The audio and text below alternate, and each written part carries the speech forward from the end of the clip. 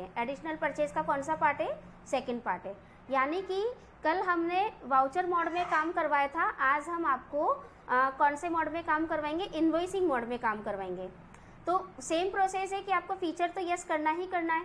मैं already feature yes कर चुकी थी पहले, तो अभी मेरे पास F11 करके इन्वेंट्री फीचर में जाके आपको यहाँ पे फीचर एक्टिवेट मिल जाएगा, क्योंकि मैंने कल ऑलरेडी एक्टिवेट कर लिया था, इसलिए मुझे वापस से फीचर एक्टिवेट करने की ज़रूरत नहीं है।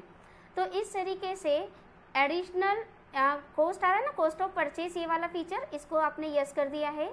अब इस फीचर को यस करने के बाद हमें पता था कि हम चार्जेस जुड़वा रहे हैं। किस में जुड़वा रहे हैं, आप ऐड किस में करवा रहे हो चार्जेस, आप ऐड करवा रहे हो आइटम की रेट पर।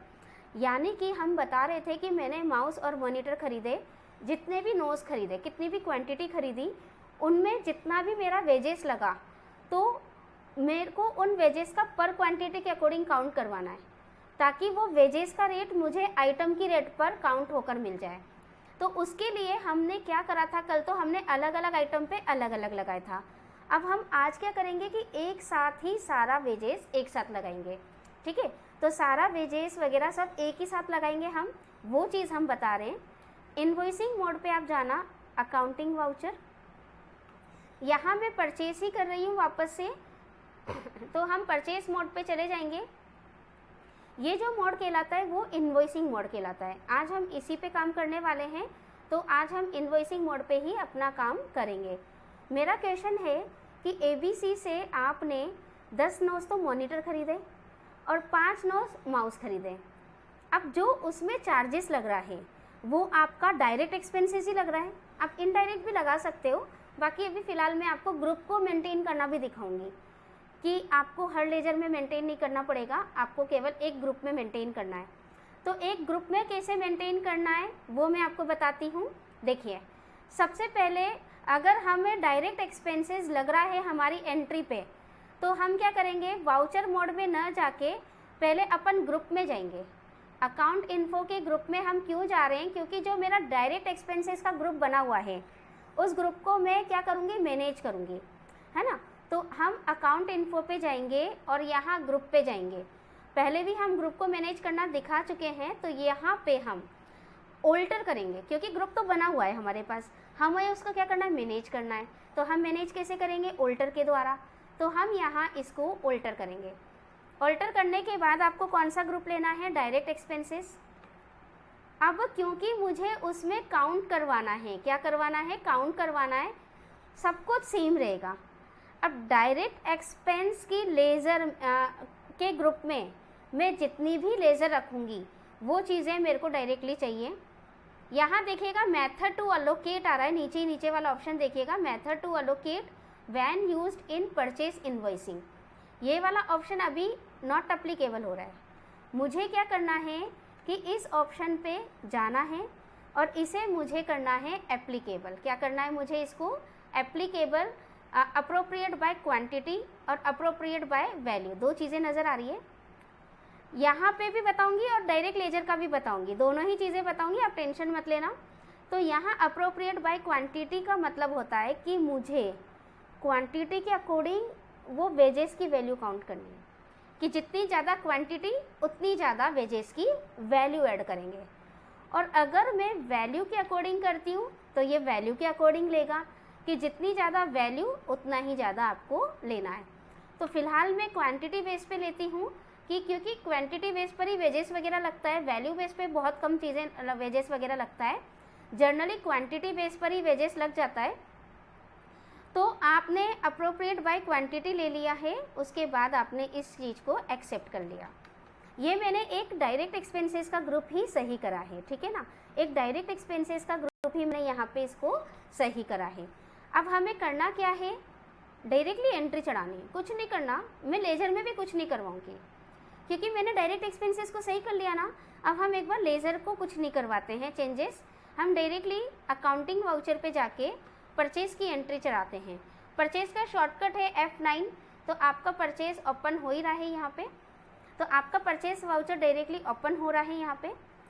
मेरा क्वेश्चन है कि ABC से अपन ने या तो ABC ले लो या XYZ ले लो या आपकी कोई भी कंपनी ले लो, उनसे हमने माल खरीदा है, मॉनिटर 10 नोज और माउस 20 नोज ऐसे खरीद लिया, क्योंकि क्वांटिटी बेस पर है, अलग अलग क्वांटिटी लो। तो आप यहाँ देखिएगा कि इनवॉइसिंग नंबर मतलब बिल नंबर, पार्टी नेम मेरा था ABC, मेरा ऑलरेडी बना हुआ है मेरे पास, तो मैं दूसरा पार्टी ले लेती हूँ। तो अभी मैंने XYZ पार्टी ले लिया। कौन सा पार्टी नेम ले लिया मैंने? XYZ। आपको पता है कि पार्टी बनाने के लिए आपको क्या करना पड़ता है? ऑल्ट सी करना पड़ता है। डायरेक्टली आपको कोई भी चीज़ बनानी है तो ऑल्ट सी करना पड़ता है। XYZ ले लिया। तो XYZ लेने के बाद आप यहाँ देखिएगा क्या आएगा इसका अंडर ग्रुप। अंजू बताइए आप क्या आएगा इसका अंडर ग्रुप? XYZ का परचेज कर रहे हैं हम इससे।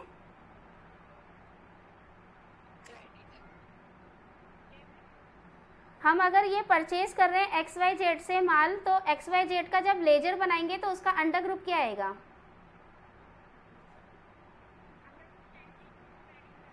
सन्ड्री क्रेडिटर, है ना, क्योंकि हम इससे माल खरीद रहे हैं तो ये हमको पैसा लेगा हमसे, ठीक है ना। तो इस तरीके से मैंने क्रेडिटर डाल दिया। अब उसके बाद आप देखिएगा परचेज में परचेज की लेजर आ जाएगी। परचेज मेरे पास ऑलरेडी बना हुआ है। जब आपके पास कोई लेजर ऑलरेडी बनी होती है तो आपके पास इस तरीके का एक मैसेज आता है। तो अभी आप परचेज की लेजर नहीं बनाएंगे और डायरेक्टली वहीं से आप P दबाएंगे तो परचेज की लेजर आपको नज़र आ जाएगी। मेरे पास मॉनिटर माउस भी बने हुए हैं तो मैं वहीं से मॉनिटर और माउस ले लेती हूँ। तो मॉनिटर की हमने कितनी क्वांटिटी ली है मैंने पहले भी बताया था। डिस्क्रिप्शन में हम कुछ भी डिस्क्रिप्शन लिख सकते हैं, अबाउट आइटम, अबाउट आपकी जो एंट्री है, किसी भी चीज़ में आप यहाँ पे डिस्क्रिप्शन लिख सकते हैं। नॉर्मली आइटम का डिस्क्रिप्शन आता है, उसकी आपका कलर कॉम्बिनेशन, उसका ब्रांड, ये जो भी चीज़ें होती हैं वो सब चीज़ें यहाँ पर आती हैं। अभी मैं कुछ नहीं कर रही, स्किप कर रही हूँ। 10 नोज मॉनिटर के हम परचेज करते हैं। ऑटोमेटिक रेट क्यों आया ये? क्योंकि हमने क्या करा था, पहले भी परचेज कर रखा था, इसलिए ऑटोमेटिक वो रेट सेट हो गया। ऐसा नहीं है कि एक बार कोई रेट आ रहा है तो हम उसको चेंज नहीं कर सकते। समय के साथ अगर रेट बनता है, चेंज होता है, तो आप वहाँ चेंज कर सकते हो, कोई प्रॉब्लम नहीं। सेकंड आइटम हमको लिखना है माउस। तो माउस हमने लिखा है, तो आप देखिएगा कि माउस की क्वांटिटी मैंने 20 नोज लिख ली। अब एक की मैंने 10 नोज लिखी है और एक की मैंने 20 नोज लिखी है। तो आप देखिएगा कि ये नोज मैंने लिख लिया है यहाँ पे डायरेक्टली। अब मैं क्या करूँगी, यहाँ पे जैसे ही मैंने नोज लिखा, आपको पता है एडिशनल लेने के लिए आपको जंप करना होता है नीचे। तो आप यहाँ नीचे जंप करेंगे एंटर करके। तो एंटर करके नीचे आपने जंप करा है तो आप देखिएगा ऐसा खाली लेजर टाइप खाली आया। तो ये जो ब्लैंक स्पेस है ना, यहाँ पे आपको एडिशनल लेजर बनानी है। मैंने डायरेक्ट एक्सपेंस से सही कर दिया, चेंज कर दिया उसमें। अब मुझे लेजर बनानी है तो एडिशनल लेजर के लिए आप क्या करोगे, ऑल्ट सी करोगे। ऑल्ट सी करने के बाद मैंने एडिशनल लेजर में लिख लिया वेजेस, मजदूरी वगैरह लग रहा है आपका। तो ये मजदूरी आपके कौन से लेज़र में जाएगा? Direct expenses. क्यों? क्योंकि हम ये प्रोडक्ट में ऐड करवा रहे हैं। हमारा मेन मोटिव क्या है ये टॉपिक पढ़ने का, कि हमारा जो एडिशनल चार्ज लग रहा है वो हमें प्रोडक्ट में ऐड करवाना है, यानी कि आइटम की रेट पर। तभी तो आइटम की रेट बढ़ती है, क्योंकि वो वेजेस जुड़ा कर आता है, इसीलिए आइटम की रेट बढ़ती है और हमें वही आइटम की रेट यहाँ पे बढ़ानी है। तो जैसे ही एंटर करेंगे तो आप यहाँ पे 200 रुपये लगा लो या तो, ठीक है। अब यहाँ पे एक और वेजेस में बना लेती हूँ ऑल्ट सी करके, कैरियर्स या पैकिंग बना लेती हूँ मैं। पैकिंग चार्जेस भी लग जाता है, या ट्रांसपोर्ट चार्ज बना लेती हूँ।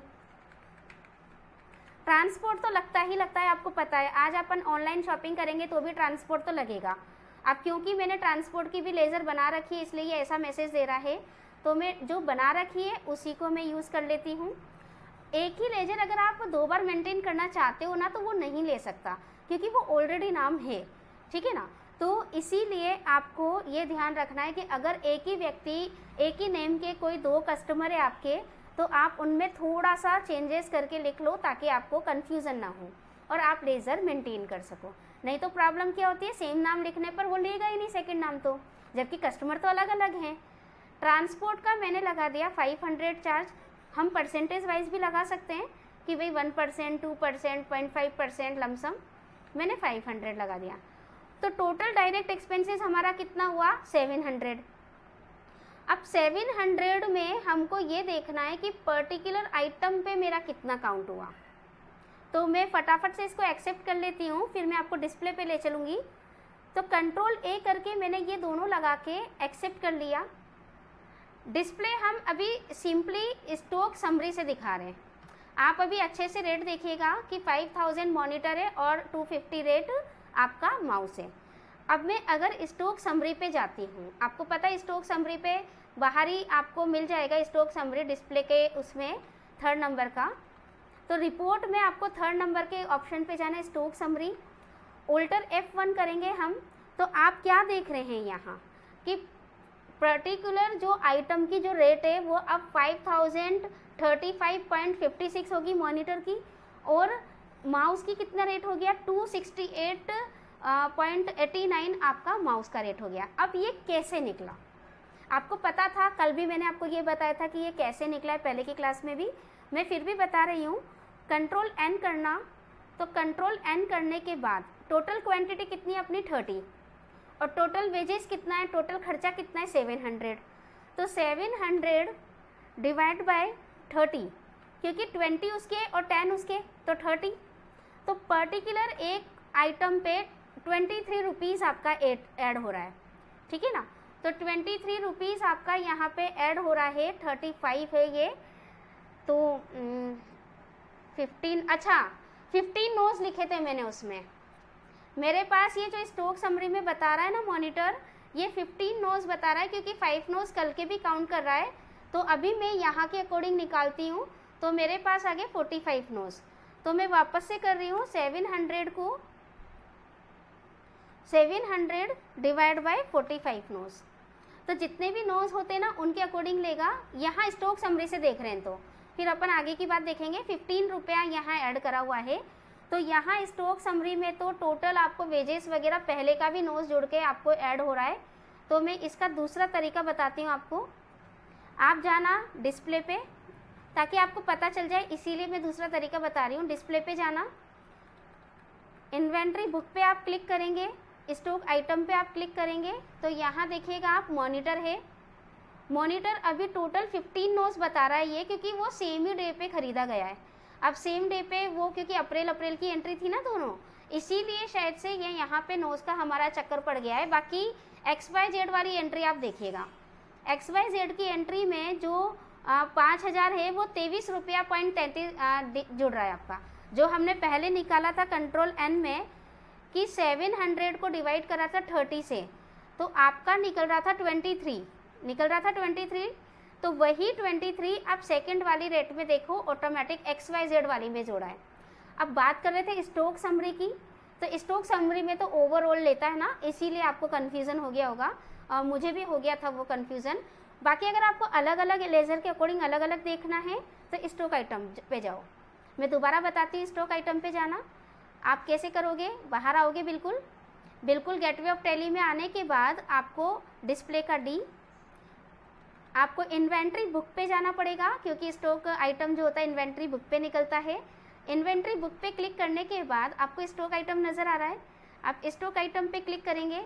आपको पर्टिकुलर आइटम सिलेक्शन करना है कि मेरे को माउस का देखना है या मॉनिटर का देखना है, तो मैं यहाँ मॉनिटर लिख देती हूँ। अब यहाँ पे आप देखिएगा कि अभी तो सारा एक साथ बता रहा है, क्योंकि वो मंथ और डेज का फ़र्क पड़ गया इसीलिए। तो इसका भी हम सॉर्ट आउट करते हैं, अपन एक क्लास ले लेंगे इसका भी कि टोटल निकालेंगे हम फिर। तो अभी मैं फ़िलहाल XYZ के बारे में बता रही हूँ। तो XYZ की कंपनी से जो मैंने परचेज़ करा है, तो आपका 10 नोज मॉनिटर ख़रीदा है, तो आपका वो 10 नोज में आपको कितना रुपया ऐड हो रहा है देखिए 5023.33। तो 23 रुपया ऐड हो रहा है, जैसा कि मैंने पहले भी बताया था कि 700 डिवाइड बाय 30 नोज, देन पर्टिकुलर का कितना निकलेगा 23.33। पीछे का 33 हटा दिया क्योंकि 2 डेसिमल है आपके पास, इसीलिए। तो वही 23 पर क्वांटिटी की रेट में जुड़ जाएगा, ठीक है।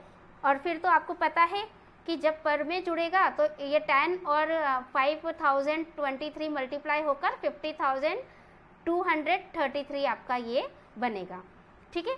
तो इस तरीके से आपका ये अपन ने एडिशनल कॉस्ट यहाँ पे कंप्लीट कर लिया है।